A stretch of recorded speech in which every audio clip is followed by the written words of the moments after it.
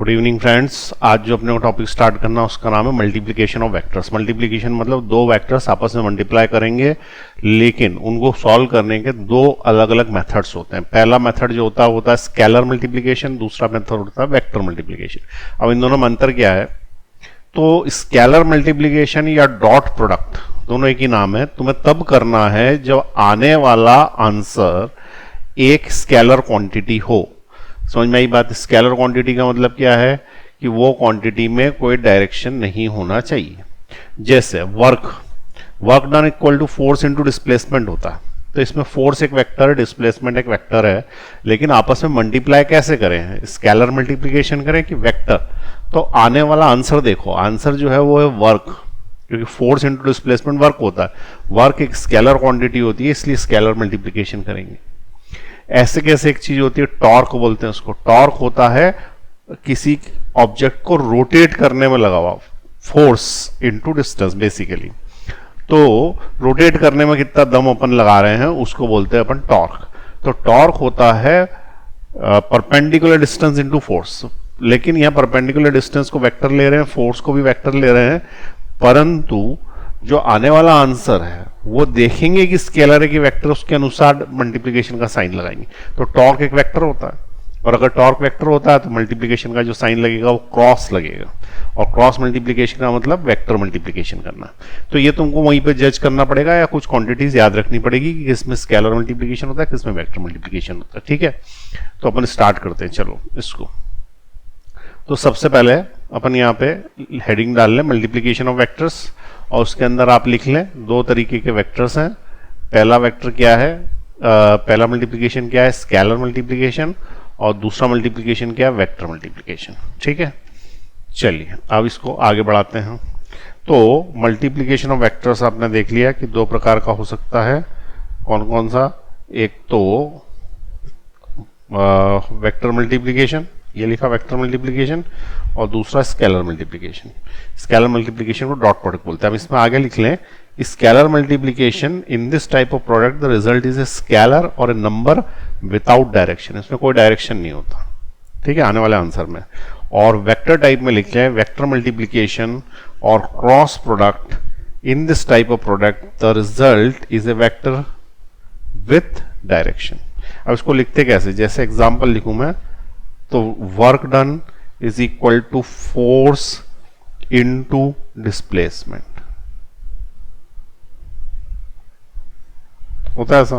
तो work done is equal to लिखेंगे कैसे? फोर्स, उसके ऊपर लगाएंगे वेक्टर डॉट डिस्प्लेसमेंट वेक्टर। तो ये बीच में क्या लगाया अपन ने? डॉट, इसलिए इसका नाम क्या लिखा? Dot product. यहां पे सॉल्व करते वक्त लगाएंगे क्रॉस, ठीक है।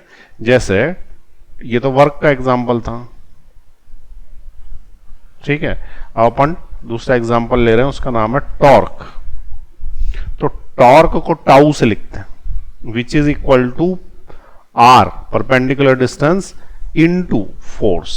अब यहां पे देखो मैंने डॉट नहीं लगाया, क्रॉस लगाया। क्यों? क्योंकि आने वाला आंसर भी एक वेक्टर है, और आने वाला आंसर एक वेक्टर है, तो यहां पर इस तरीके से लगेगा। क्लियर हुई ये बात? तो ये वाला जो टॉर्क है ये क्रॉस प्रोडक्ट से बनता है, और ये वाला जो है ये डॉट प्रोडक्ट से बनता है। क्लियर है? चलिए इसको नोट कर लीजिए, पॉज का बटन दबाएं, इसको नोट कर लें दोनों एग्जांपल्स को। और भी एग्जांपल्स आएंगे, अभी दो एग्जांपल्स नोट कर लें।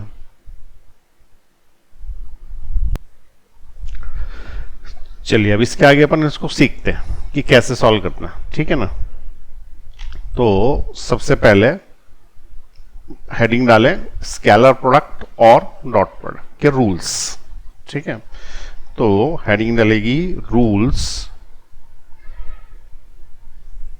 ऑफ स्केलर और डॉट प्रोडक्ट। रूल्स लिखे सबसे पहले इसके, ठीक है।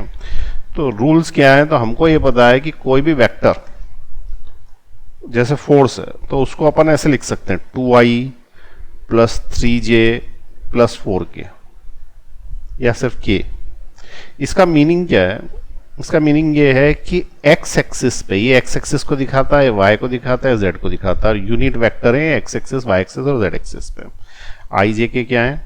I j k are unit vectors, unit vector. vectors in the direction of कौन सी axis, x axis, y axis and z axis respectively, ठीक है, रिस्पेक्टिव। अब इसके आगे जो नंबर लगा रहता है वो वैल्यू होती है, इसके आगे जैसे कुछ नहीं लगा तो 1 है वैल्यू। इसका मतलब इस आदमी ने फोर्स लगाया x एक्सिस पे 2 यूनिट्स, y एक्सिस पे लगाया 3 यूनिट्स और z एक्सिस पे लगाया इसने 1 यूनिट।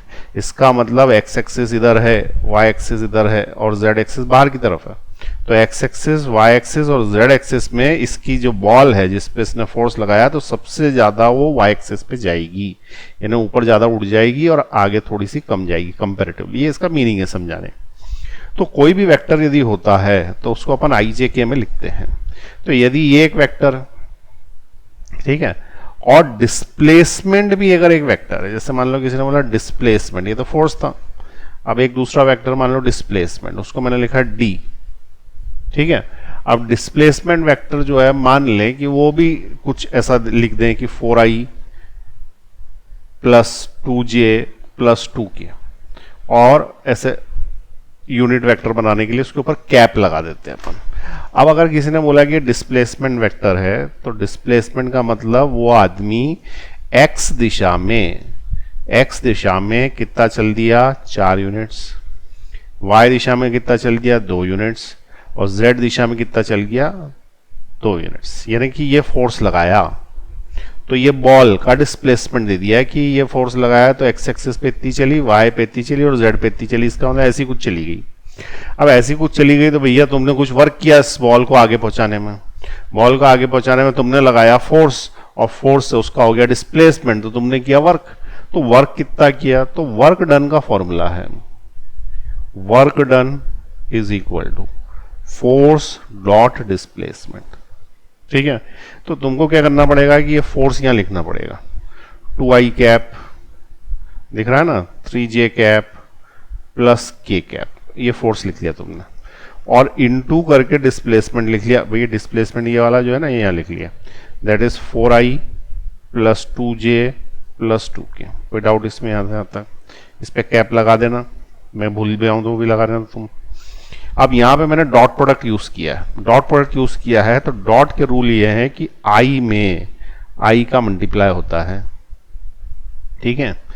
i में जब j का मल्टीप्लाई होता है तो 0 आ जाता है, i में जब k का मल्टीप्लाई हो जाता है तो 0 आ जाता है। तो ये इसके रूल्स है। तो पहले अपने को रूल्स पता करना पड़ेंगे, तो इसलिए मैंने हेडिंग दिलाई कि सबसे पहले आप रूल्स पता करो कि क्या है, जिससे मल्टीप्लिकेशन करोगे, ठीक है। एग्जाम्पल बता दिया कि वर्क डन से निकलेगा, लेकिन रूल्स तो पता हो पहले अपने को कि किस में किसका मल्टीप्लिकेशन करने से क्या आता है, ठीक है। तो उसके लिए मैं नीचे रूल्स लिख रहा हूं, ठीक है। ये वाला क्वेश्चन अपन बाद में सॉल्व कर लेंगे ऊपर जब रूल्स पता पड़ जाएंगे। तो रूल्स ऑफ स्केलर प्रोडक्ट, ठीक है, स्केलर प्रोडक्ट के रूल्स याद कर लें। पहला, i में i का मल्टीप्लाई होता है तो 1 आता है, j में j का मल्टीप्लाई होता है तो 1 आता है, k में k का मल्टीप्लाई होता है तो 1 आता है, i में j का मल्टीप्लाई होता है तो 0 आता है, j में k का मल्टीप्लाई होता है 0 आता है, k में i का मल्टीप्लाई होता है 0 होता है, ठीक है। इसका मतलब ये है कि सेम कास्ट में मैरिज अलाउड है। भाई अपनी जात में शादी कर लो, इंटर कास्ट मैरिज करोगे, आई में जे कर दोगे तो 0 हो जाएगा, ठीक है ना, सिंपल। आई में आई का मल्टीप्लाई 1 यानी यस, आई में जे का मल्टीप्लाई क्या, 0 हो गया, ठीक है। तो ये ध्यान रखना, सेम कास्ट मैरिज अलाउड है, ठीक है। लिख देता हूं, नोट बाय श्री सर, ये मेरी ओरिजिनल ट्रिक्स है, इससे याद रहता है, ठीक है। कौन सी मैरिज अलाउड है भैया, सेम कास्ट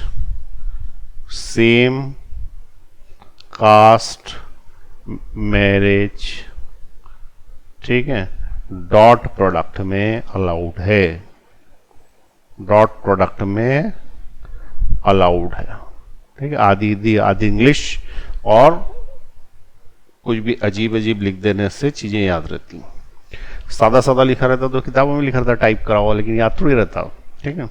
तो same caste marriage dot product में अलाउड है और इंटरकास्ट नहीं है, नो इंटरकास्ट, ठीक है, नो इंटर कास्ट, नहीं तो क्या हो जाएगा 0। अब एग्जाम्पल बताऊं, जैसे मैंने किसी ने बोला कि 3i में मल्टीप्लाई करना है 2j का, तो तुम बोलना 3 में 2 का तो कर देंगे 6 आ जाएगा, लेकिन i और j आपस में मल्टीप्लाई होकर 0 हो जाएंगे, इसलिए आंसर 0 हो जाएगा। लेकिन यहीं पे यदि 3i में 3i का ही मल्टीप्लाई होता तो 3 और 3 9 हो जाता, और i में i का मल्टीप्लाई होता तो i में i का मल्टीप्लाई 1 देता, तो 9 into 1 that is equal to 9। इसका वाला i इंटू i 1 हो गया। जैसे किसी ने बोला कि 2j है, क्या है 2j, 2j में 2k का मल्टीप्लाई करना, तो हमने बोला 2 इंटू 2 4 हो गया, लेकिन i j इंटू के इंटरकास्ट मैरिज हो गई ना, तो 0 मल्टीप्लाई हो गया, इसलिए इसका आंसर 0 हो जाएगा। इसी तरीके से यदि वो होता 2j इंटू 3j, तो आंसर कितना हो जाता, 2 में 3 का मल्टीप्लीकेशन होता, 2 में 3 का तो कितना आता 6, और j में j का होता तो 1, तो इसका आंसर यही हो जाता। ठीक है, क्लियर हो गई ये बात। तो ये हैं इसके रूल्स जो कि आपको याद रखने हैं, और अच्छे से याद रख के इसको लिख लीजिए। ठीक है, और नीचे किसी को एग्जाम्पल्स लिखने हैं तो लिख ले, और नहीं है तो अपन ऊपर वाला क्वेश्चन सॉल्व कर रहे हैं। ठीक है, चलिए पॉज का बटन दबाए, लिख ले फटाफट।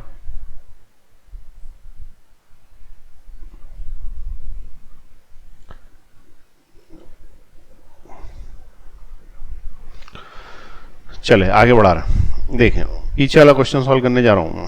अब यहां पे ये बोल रहा है कि मल्टीप्लाई करो, तो देखो सबसे पहले क्या करना, 2 में इसका मल्टीप्लीकेशन होगा। क्लियर हुई बात। इसमें किसका मल्टीप्लीकेशन होगा, i वाले में i का मल्टीप्लीकेशन होगा, तो 2 इंटू 2 हो गया, सॉरी 2 इंटू 4 हो गया 8, और i इंटू i 1 यानी 8 ही हो गया। अब उसके बाद ये वाला जो है इसका इसमें मल्टीप्लीकेशन होगा, तो 2i का जब j में करोगे तो 0 हो जाएगा। अरे बात समझ में, क्योंकि वो इंटरकास्ट मैरिज हो गई। उसके बाद ये वाला जो है ये, इसका अगर लास्ट में भी मल्टीप्लाई करोगे 2i का इसमें तो भी 0 हो जाएगा, तो 0। फिर अब इसकी बारी खत्म हो गई, अब इसकी बारी आई, इसका सब में मल्टीप्लीकेशन होगा, यहाँ पे यहाँ पे यहाँ पे, तो 3j में जब i का मल्टीप्लीकेशन होगा, किसमें 3j में जब i का मल्टीप्लीकेशन होगा 0 होगा, इंटरकास्ट। फिर उसके बाद ये वाला जो 3j है इसमें 2j का मल्टीप्लीकेशन होगा। अब की बात 3j और 2j का मल्टीप्लाई हो जाएगा, तो 3j into 2j 6j, j into j is 1, तो 3 2 हो गया 6। अरे j इंटू j 1 होगा ना, ये लिखा है ना बिहाल रूल्स। ठीक है, तो j इंटू j क्या होगा 1। एक मिनट रुकें जरा,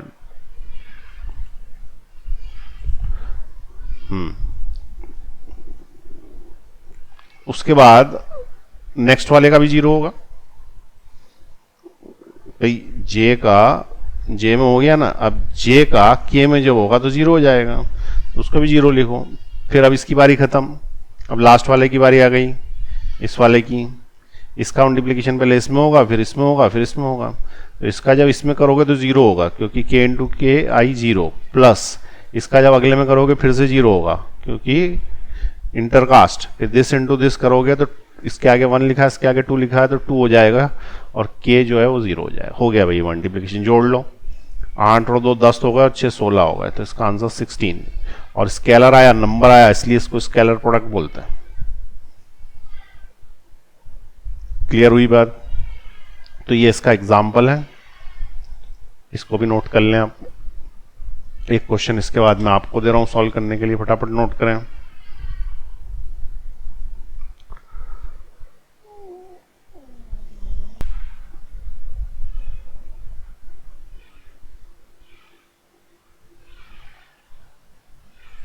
कर लिया, चलिए आगे बढ़ा रहे हैं, नीचे ले रहा हूं एक एक क्वेश्चन। ठीक है, क्वेश्चन लिखिए, multiply the following vectors, multiply the following vectors bye dot product. या तो ऐसा लिख देगा, या फिर लिख देगा कि वेक्टर ए जो है वो है 5i plus 2j plus 3k, and vector b जो है वो है 2i plus 3j plus 4k, तो लिख देगा कि फाइंड क्या, vector a dot vector b, ऐसा लिख देगा या तो, ठीक है, या फिर लिख देगा डॉट प्रोडक्ट से कर लो तो भी समझ में आता है अपने को, ऐसा लिख देता है तो भी समझ में आता है कि डॉट लगाना, क्रॉस नहीं लगाना, कोई क्रॉस के तो रूल अभी पढ़े भी नहीं है अपन ने। तो चलो इसका सॉल्यूशन देखें हम। सॉल्यूशन देखें तो सबसे पहले ए डॉट बी बराबर, पहले ये लिख लेना 5i plus 2j plus 3k, जिसको आता है वो पॉज दबा के सीधे आंसर निकाल लें, जिसको नहीं आता वो देख लें यहाँ पे, 2i plus 3j plus 4k, ठीक। अब सबसे पहले काय में काय का होगा, तो i में i का होगा, तो 5 इंटू 2 होगा 10। इसके बाद के मैं कर नहीं रहा क्योंकि इसका इसमें 0 होता है, इसका इसमें 0 होता है, तो करने की जरूरत नहीं। अब सीधे j का j में ही कर देते हैं, आगे पीछे करते ही नहीं है। तो 2 इंटू 3 6 प्लस बचे हुए तो सब 0 ही है ना, तो इस वाले का इसमें होगा, बाकी तो होगा नहीं, k का k में होगा, तो 4 3 12, तो इनका आपस में जोड़ो तो ये हो गए 12 और 6 18 और 10 28। This is the answer. कितने लोगों का सही आया भैया? हाँ, तो फिर अगर सही आया तो तुमको आ गया क्वेश्चन। अब एक क्वेश्चन और कर लेते हैं, बस इसका फिर आगे बढ़ा देते हैं, ठीक है। क्वेश्चन लिखें, अ फोर्स ऑफ, या ऑफ की जगह ऑफ नहीं लिखा जाता, एफ लिखा जाता, a force F 2i plus 3j minus 4k is applied on a ball and the ball moves, या ball displaced by d बराबर 6i minus 2j plus 2k, find the work done. बताइए भैया, करिए फटाफट, pause दबाए करिए। चलो मैं करके दिखा रहा हूं। वर्क डन का फॉर्मूला होता है फोर्स डॉट डिस्प्लेसमेंट, ठीक है। तो solution, work done is force dot displacement. Force क्या है इसका, 2i plus 3j minus 4k, dot displacement क्या है इसका, 6i minus 2j plus 2k।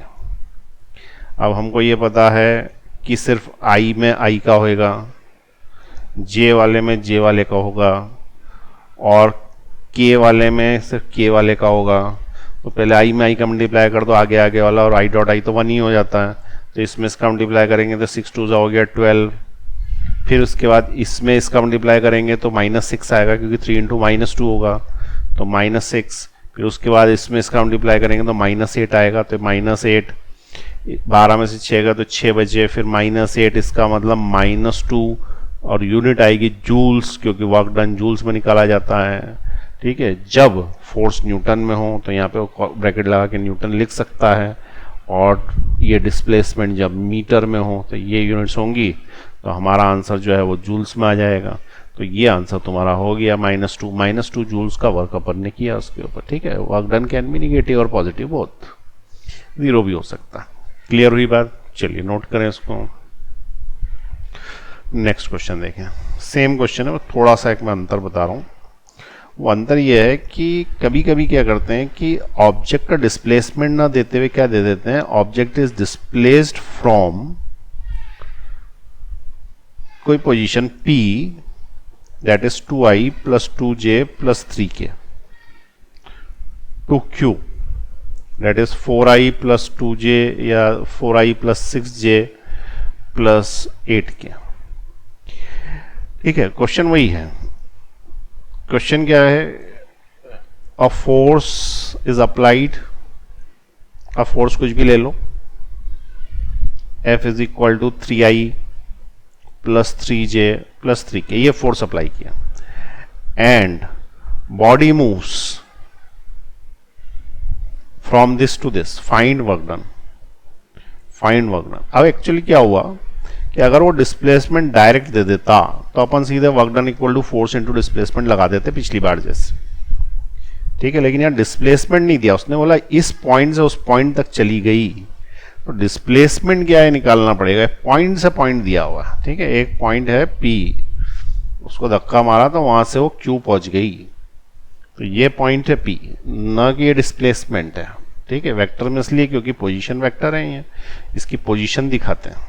तो यहां उसने क्या कर दिया, पोजीशन वेक्टर्स दे रखे हैं अपने को, पोजीशन वेक्टर्स किस किस के, P और Q के, और हमें चाहिए डिस्प्लेसमेंट वेक्टर। तो इसको याद रखना कि displacement vector PQ is equal to vector Q minus vector P। पीछे वाला जो पोजीशन वेक्टर है, ये पोजीशन वेक्टर किसकी है, Q की, ये Q की पोजीशन है, ठीक है। तो Q की पोजीशन में से P की पोजीशन को माइनस कर देने से डिस्प्लेसमेंट वेक्टर आता है, ना कि पीक से Q में। अब ऐसा क्यों, और ये डिस्प्लेसमेंट वेक्टर होता क्या, तो ये हाथ के हाथ समझ लेते हैं, ठीक है, क्योंकि ये बार बार काम आएगा। तो उसके लिए थोड़ी सी वो बताऊं कि आजकल क्या होता है कि जैसे कोई क्राइम किया किसी ने, ठीक है, तो कोई मर्डर करके भग गया, चोरी करके भग गया, तो होता क्या है कि पुलिस उसकी लोकेशन ट्रेस कर लेती है मोबाइल से, कि भाई इस होटल में जाके छुपा है कि इस घर में जाके छुपा, कैसे पता पड़ता है उस पुलिस को, कैसे पता पड़ता, तो पुलिस उसकी पोजीशन पता कर लेती है, ठीक है। अब ये पोजीशन कैसे पता करते हैं, तो मोबाइल जो है वो लिंक्ड है किससे, सीधे सैटेलाइट से, और सैटेलाइट क्या है, हमारी पोजीशन बता देता है कि 3 कदम आगे, 4 कदम इधर और 5 कदम ऊपर पहाड़ी पे चढ़ गया आदमी, ठीक है। फिर से सुने, एक आदमी आगे गया, फिर इधर गया, फिर पहाड़ी पे चढ़ गया, तो 3 कदम आगे गया, 2 कदम इधर गया, या 3 मीटर आगे गया, 2 मीटर इधर गया और 4 मीटर पहाड़ी पे चढ़ गया, तो उसको लिखेंगे 3 मीटर, 4 मीटर, 5 मीटर, जैसा भी, जितना भी XYZ होगा उसको, तो उसकी पोजीशन पता पड़ जाएगी कि भाई इस पोजीशन पे है। अगर तुमने कोई ओरिजिन डिसाइड कर रखा है तो एक ग्लोब का ओरिजिन डिसाइड कर लिया गया, ठीक है, समझे इसको, इससे आपको मोबाइल वर्किंग भी समझ में आ जाएगी। जैसे मैंने क्या किया है, ग्लोब की पोजीशन डिफाइन कर ली, ठीक है। अब ग्लोब की पोजीशन में मैं जैसे एक्सिस बनाता हूं, मैं यहाँ पे 2 ही दिखा पाऊंगा तुमको, एक्स और वाई एक्सिस, तो जैसे मैं इसको एक्स और इसको वाई बोलूं तो इसको ओरिजिन बोल देते हैं अपन। लेकिन अगर एक जेड एक्सिस भी होती जो कि इस साइड होती है बाहर 3 डायमेंशन में, तो इसको 0,0,0 पोजीशन बोलेंगे। ये कौन है, ये ओरिजिन है।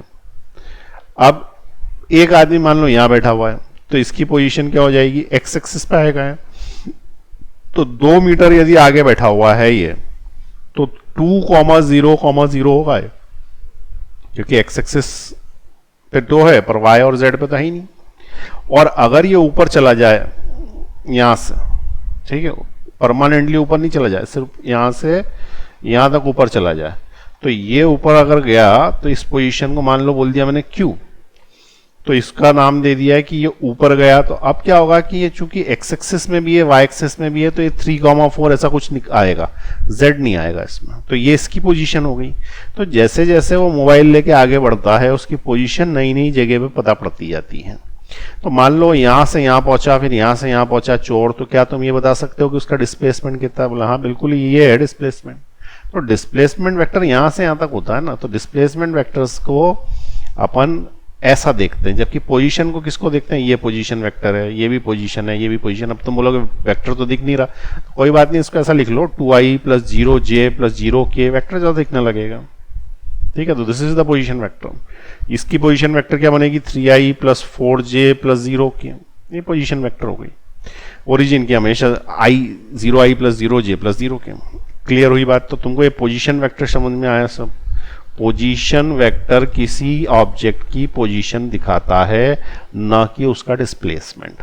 अब डिस्प्लेसमेंट तो ये है, तो ये कैसे निकलेगा डिस्प्लेसमेंट, अगर तुम्हें पोजीशन वेक्टर दिए गए हैं तो वो उसको बता देता हूं मैं। डिस्प्लेसमेंट बाय पोजीशन वेक्टर्स, ठीक है, पोजीशन वेक्टर। अब पोजीशन वेक्टर से डिस्प्लेसमेंट कैसे निकलेगा, तो इसके अंदर एक लॉ लगता है, उसको बोलते हैं triangle law of addition. Triangle law of addition, triangle of addition क्या बोलता है कि अगर एक वेक्टर इधर जा रहा है और उसके अंदर अपन ने एक दूसरा वेक्टर ऐड किया जो कि इधर जा रहा है, ऐड किया, ठीक है, तो आने वाला आंसर ये वाला वेक्टर होगा जो कि इधर ही जाएगा। तो ए बी में अगर सी ऐड किया, यानी ए बी वेक्टर में अगर तुमने बी सी वेक्टर ऐड किया तो आने वाला आंसर ए सी वेक्टर होगा। अब देखो ये ऐड कब होता है, ये दोनों एक जैसे होते हैं, और आने वाला आंसर क्या होता है, ये और ये आगे पीछे वाला, तो ए सी वेक्टर। तो this is called triangle law of addition. ऐसा का ऐसा एक और लॉ है, उसका नाम है parallelogram law of addition. Parallelogram law of addition, ठीक है। वो क्या बोलता है कि अगर दो वेक्टर्स हैं जो कि एक पैरेललोग्राम की साइड्स पे हों, एक वेक्टर ये है और दूसरा वेक्टर ये पैरेललोग्राम की साइड पे हो, तो तुम क्या करोगे, पैरेललोग्राम को कंप्लीट कर लो, तो उसका आने वाला आंसर या उसका रिजल्ट जो है वो बीच में से जाएगा। This is called parallelogram law, ठीक है। ये P है, ये Q है, तो इसका जो रिजल्टेंट है, जो इसका रिजल्ट है वो बीच में से जाएगा, इसको R बोलते हैं। तो ये वाली लॉ तो यहाँ पे काम की नहीं है, second law of parallelogram law of addition, ठीक है। ट्रायंगल लॉ ऑफ एडिशन काम की। तो ट्रायंगल लॉ ऑफ एडिशन जो है वो क्या बोलती है कि ए बी में बी सी जोड़ोगे तो ए सी आ जाएगा, ये काम की चीज है, ठीक है। इसका फॉर्मूला एक है, resultant is equal to p square plus q square plus 2pq cos theta, ठीक है। ये रिजल्टेंट का स्क्वायर, ये इसका फॉर्मूला रिजल्टेंट निकालना हो तो, फिलहाल काम का नहीं है, फिलहाल ये वाला फॉर्मूला काम का है, लेकिन मैंने दोनों लिखा दिए एक साथ, ठीक है, दोनों लॉस। अब इसके बाद यहाँ पे आ जाओ, a b plus b c बराबर ए सी, ये लॉ लगा रहा हूँ, ठीक है। ये इसको नोट करना है तो नोट कर लो, पहले पॉज दबा के, ठीक है, दोनों लॉस नोट कर लो। उसके बाद डिस्प्लेसमेंट बाय पोजीशन वेक्टर भी निकाल रहा हूं मैं, ठीक है। तो डिस्प्लेसमेंट बाय पोजीशन वेक्टर्स, तो यहां पे देखें, मैं सबसे पहले बना रहा हूं ओरिजिन, एक आदमी यहां पे P पे, ठीक है, और इसका वेक्टर क्या है, ए आई प्लस बी जे प्लस सी के, A1i B1 C1, ये पोजीशन वेक्टर है इसका, ठीक है। ध्यान रखना ये डिस्प्लेसमेंट वेक्टर नहीं, it is the position vector. Position vector हमेशा पॉइंट का निकलता, ऑफ ए पॉइंट, और डिस्प्लेसमेंट वेक्टर तो लाइन का होगा, ये इसका पोजीशन वेक्टर, ठीक है। अब अगर ये मैं ओरिजिन ले लूं तो ये ABC की वैल्यू क्या हो जाएंगी, 0, हाँ कि ना। अगर मैं ओरिजिन ले लूँ तो ABC की वैल्यू क्या हो जाएगी, 0, तो यहाँ 0 0 0 लिख दूंगा, और ओरिजिन को भी अपन O से लिखते हैं, तो ये O ओरिजिन वेक्टर बन गया। क्लियर हुई बात। This is the position vector of क्या, ओरिजिन, मैंने ओरिजिन का ले लिया। एक पॉइंट था P, उसका कुछ भी ले लो, XI plus YJ plus ZK, ठीक है, x1 y1 z1, ये इसका पोजीशन वेक्टर था। ये यहां से चल के ऑब्जेक्ट जो है वो Q पे चला गया, Q का पोजीशन वेक्टर है x2i plus y2j plus z2k, ठीक है, कुछ भी ले लो तुम, मैंने xyz में ले लिया।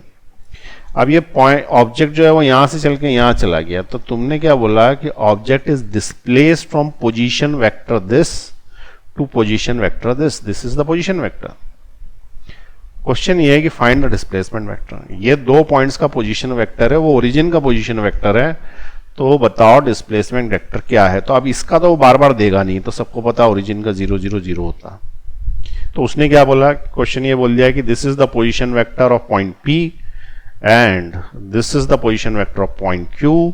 तो ये बताओ कि what is the displacement vector of PQ, ये PQ का डिस्प्लेसमेंट वेक्टर क्या है। तो यही अपनी टास्क है, ठीक है।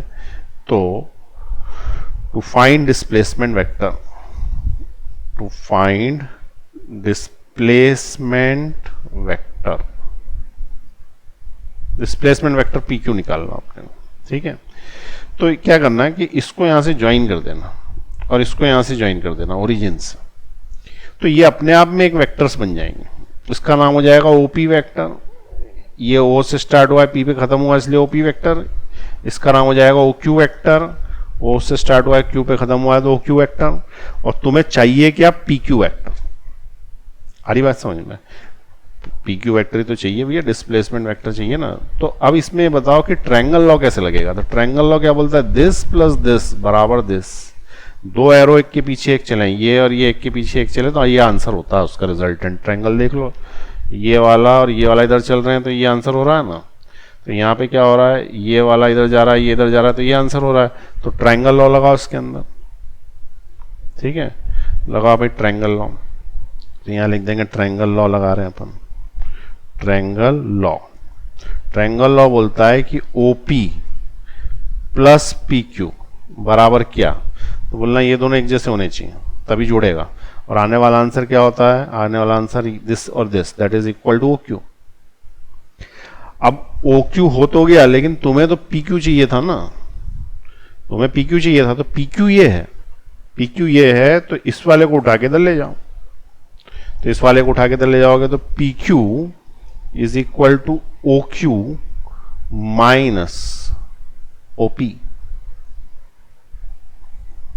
आ रही बात समझ में? PQ बराबर OQ माइनस क्या, OP। ठीक, तो ये वाला जो है ये आपको क्लियर हो गया होगा। अब इसके अंदर वैल्यूज रख दो, वैल्यूज रख दो। तो सबसे पहले PQ तुम्हें निकालना है, तो उसके लिए तुमको OQ रखना पड़ेगा। OQ रखना पड़ेगा, तो यहां पे ओरिजिन जो कि 0 0 है, ठीक है, ओरिजिन 0 0 है, इसलिए OQ जो है वो यही होगा, ठीक है, ये वाला वेक्टर यही होगा, क्योंकि ओरिजिन के रिस्पेक्ट में ही लिखा गया ना, ओरिजिन 0 0 है, तो इसके रिस्पेक्ट में ये वेक्टर सेम ही होगा।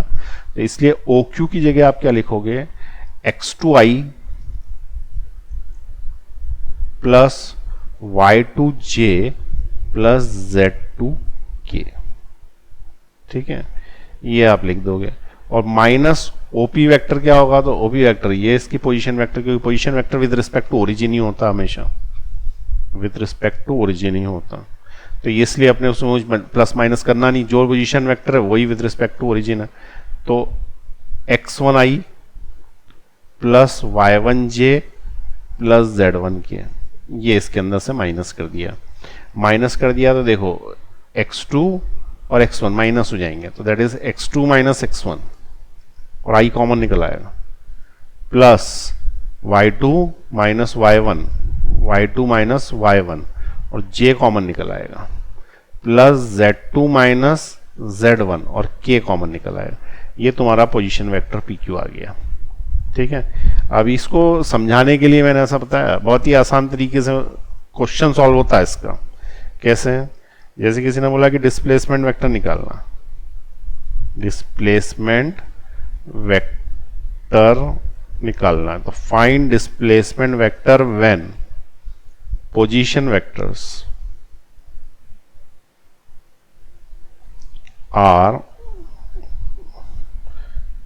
3i plus 2j plus 6k and Q का पोजीशन वेक्टर है 4i with respect to origin ही होता है 6j प्लस 5k। तो अगर उसने डिस्प्लेसमेंट वेक्टर PQ पूछा है, ठीक है, तो अगर डिस्प्लेसमेंट वेक्टर PQ पूछा है तो PQ जब भी निकालना हो तो हमेशा क्या होगा, Q माइनस P होता है, यानी कि OQ माइनस OP होता है, या Q माइनस P भी लिखोगे तो भी चलेगा, Q माइनस P, क्योंकि विद रिस्पेक्ट टू ओरिजिन है वो सबको पता। तो Q की वैल्यू लिख देंगे यहाँ पे, that is equal to 4i plus 6j plus 5k, और P की वैल्यू लिख देंगे इसमें पोजीशन वेक्टर्स, तो 2i plus 3j plus 6k। अब इसमें i में i माइनस हो जाएगा, j में j माइनस हो जाएगा, तो इसमें से इसको माइनस कर दो, तो 4i minus 3i is i only, plus 6j में से 2j जाएगा, भैया ये 6j ये 2j माइनस लगा है तो 4j बचेगा, और 5k में से 6k जाएगा तो माइनस का k बचेगा, माइनस का k। तो this is the position vector, this is the answer, this is the position vector PQ, sorry displacement vector PQ, ठीक है। पोजीशन वेक्टर तो दिए थे उसने। तो या तुमको समझ में आ गया डिस्प्लेसमेंट वेक्टर कैसे निकलता। चलिए पॉज करके नोट कर लें इसको, ठीक है, ऊपर वाले क्वेश्चन पे चल रहे हैं अपन वापस। कहाँ गया भैया वो क्वेश्चन? ये रहा, ये इसका लास्ट क्वेश्चन है स्केलर वाले का, फिर वेक्टर प्रोडक्ट करेंगे अगली बार। तो ये वाला जो है ये बोल रहा है कि इसका आंसर निकाल के बताओ। तो हमने क्या बोला कि फोर्स तो दे ही रखा, डिस्प्लेसमेंट वेक्टर का मल्टीप्लाई करना है, लेकिन डिस्प्लेसमेंट वेक्टर उसने क्या दे रखा है? पी और क्यू दे रखा उसने, ठीक है।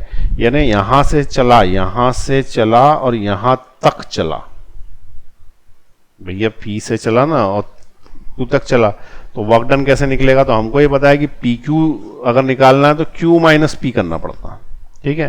क्यू माइनस पी करना पड़ता है, तो उस केस में आपको work done equal to force into displacement लगाना पड़ेगा, ठीक है। अब मैं यहीं पे इसको मिटा रहा हूं इतने हिस्से को और यहीं पे लगा देता हूं।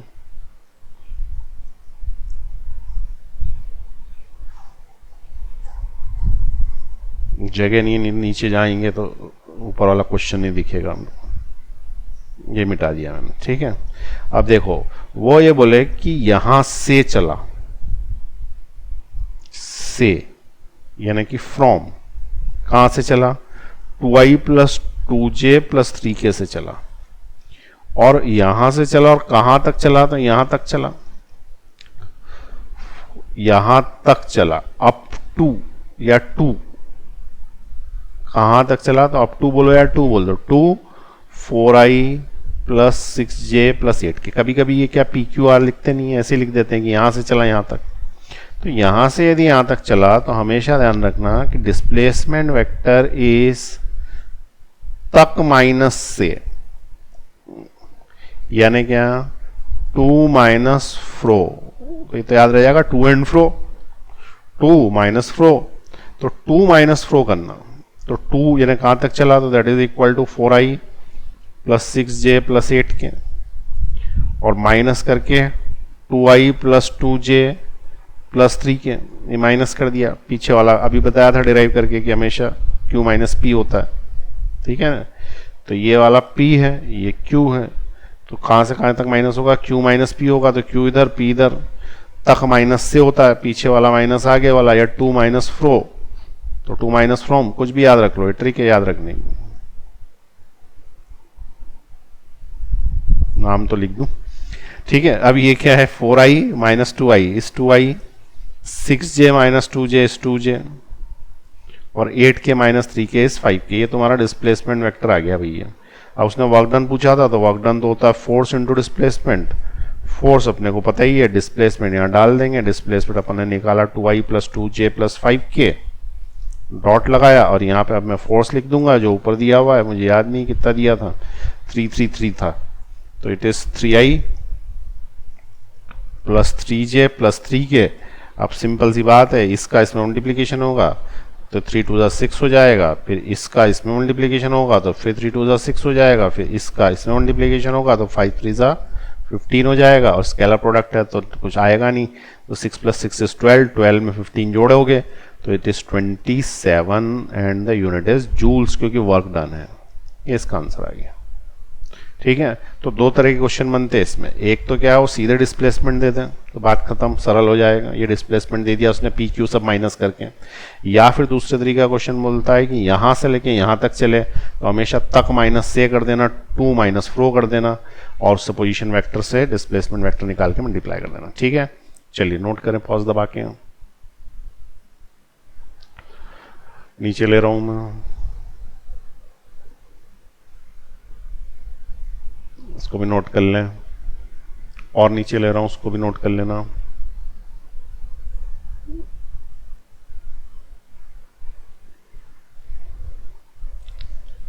और नीचे ले रहा हूं उसको भी नोट कर लें, पॉज दबाएं, फिर पॉज दबाएं,